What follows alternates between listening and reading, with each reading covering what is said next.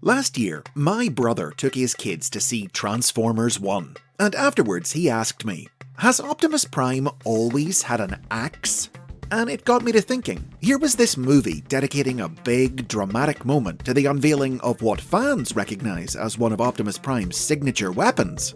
And yet, here was a representative of the casual audience who had no clue that's what he was seeing. So that thought led me to this episode, looking at the origins and history of this weapon, and how it became one of the Autobot leaders' most iconic. These are the basics on Optimus Prime's axe. Optimus Prime's axe debuted way back in 1984, in the second episode of the original Transformers cartoon. Facing off against Megatron on top of Sherman Dam, Prime retracted his right fist into his forearm and in its place generated a battle axe made of glowing yellowy-orange energy, an idea that episode writer George Arthur Bloom noted in his script was inspired by the lightsabers of Star Wars. In response, Megatron produced a weapon of his own, a purple flail, and after a brief exchange of blows, used it to knock Optimus from the dam into the raging floodwaters below. Now, this was the only appearance of Prime and Megatron's energy weapons in the whole cartoon. They were just two of the many one-off gadgets seen in the series, invented for a scene on the fly and forgotten afterwards. But from its unique, exciting location to the dramatic visual contrast of advanced robots fighting with sci-fi versions of ancient medieval weapons, Prime and Megatron's battle on Sherman Dam was an instantly memorable one, and left an obvious mark on the franchise even from early on.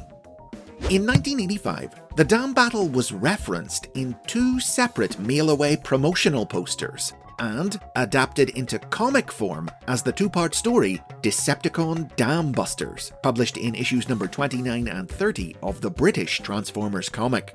The same year, footage of the battle was prominently included in the opening sequence of the Japanese broadcast of the cartoon. And this spotlight seems to have made the weapons especially memorable to Japanese audiences, as it was in the Japanese market that Optimus Prime's axe would first reappear. Across the late 1990s and early 2000s, multiple non-transforming figures of Optimus Prime were released in Japan, which included the axe as an accessory, the very first being an extremely rare limited-run pre-order bonus with the 1999 Metal Force Optimus figure. In 2003, the axe then made the jump to being included with actual transforming toys, starting with a reissue of the original Generation 1 Optimus figure, and most significantly, the internationally released 20th anniversary Masterpiece Optimus Prime toy, which was the first to identify the weapon as an Energon axe, the name by which it's now commonly called.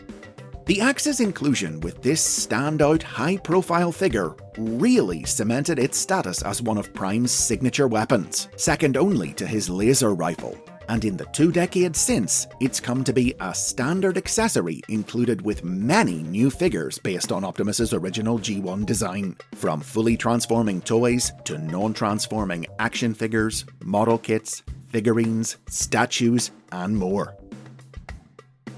2003 also marked the axe's reappearance in New Transformers Stories, when it showed up in both the Dreamwave Productions comic book The War Within and the manga Battle of the Stargate. Optimus has used the weapon in many more stories since. It most frequently appears in comics, but it's also been prominently featured in works such as the 2015 video game Devastation and 2016's Prime Wars trilogy of animated series.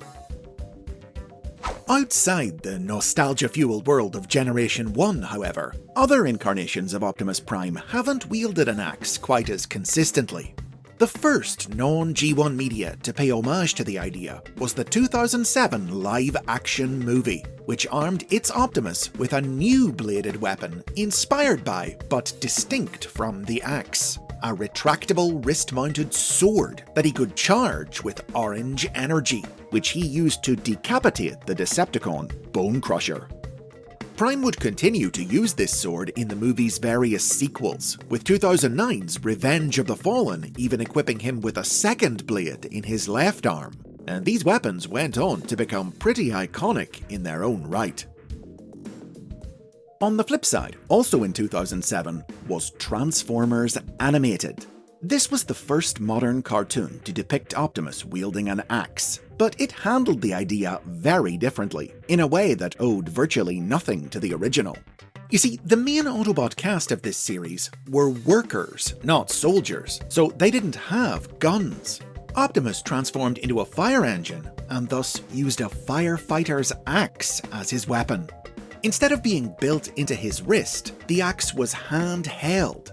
Its metal blade could expand to generate a larger, more powerful blade made of blue energy, and it also featured a telescoping handle and a rear-mounted rocket to add power to Prime's swings.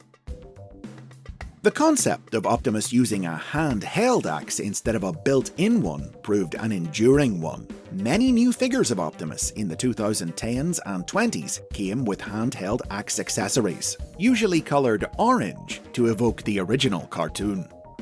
Some of the first media to adopt the idea after animated included the 2010 video game War for Cybertron, which armed Prime with a huge two-handed battle axe nearly as big as he was, and the 2011 movie Dark of the Moon, which added an axe to the live-action Prime's arsenal that he used to take off Megatron's head at the film's climax. These were the exceptions, though. In most major media of the 2010s, Prime still didn't make widespread use of an axe, with the new series of this time instead taking their lead from the movies and arming the Autobot leader with swords of various kinds. However, at the end of the decade, the axe would at last rise up to take the sword's place as his primary melee weapon across most mainstream media, though each new series continued to depict it in their own way, either as built-in or handheld, as a conventional blade that can be charged with energy, or as a pure energy weapon like the original. 2018's Transformers Cyberverse took the axe back to basics, presenting it as an integrated weapon that deployed from Prime's arm. Meanwhile, 2022's Transformers Earthspark armed its version of Prime with multiple different axes, including small one-handed models and a larger two-handed polearm. These axes were handheld, but paid homage to the original by storing inside Prime's arms and ejecting for battle via his wrist. A similar method of axe storage was also featured in the 2023 movie Rise of the Beasts. Notably, both the Cyberverse and Earthspark cartoons coloured their axes blue like animated instead of the classic yellowy orange. These colours were harmonised for the weapon's appearance in 2024's Transformers 1, in which the blade glowed in both hues. In this film's version of the story, the axe was given much greater significance. It was originally the weapon of Zeta Prime, legendary first bearer of the mystic Matrix of Leadership, and it was more than a simple cleaving weapon, able to hurl blades of energy to strike foes from afar. When Optimus inherited the Matrix and became Prime, he also inherited the ability to generate Zeta's axe, and used its power to soundly defeat Megatron in the two leaders' first battle. Megatron's flail has followed a similar trajectory to Optimus's axe, returning as a toy accessory in the early 2000s and going on to appear in film, cartoons and comics over the following decades. But it doesn't tend to show up as often as Prime's weapon, and it doesn't feel like it's reached quite the same iconic status. So hopefully that answers the question. While it hasn't always been at the cutting edge of every story, and it's only in recent years that focus on it has sharpened, yes, Optimus Prime has always had an axe. And those are the basics on Optimus Prime's axe. This episode kicks off a season of videos all about concepts and characters related to the Autobot leader, so celebrate the summer of Optimus Prime by becoming a channel member or signing up on Patreon to get early access to every new episode.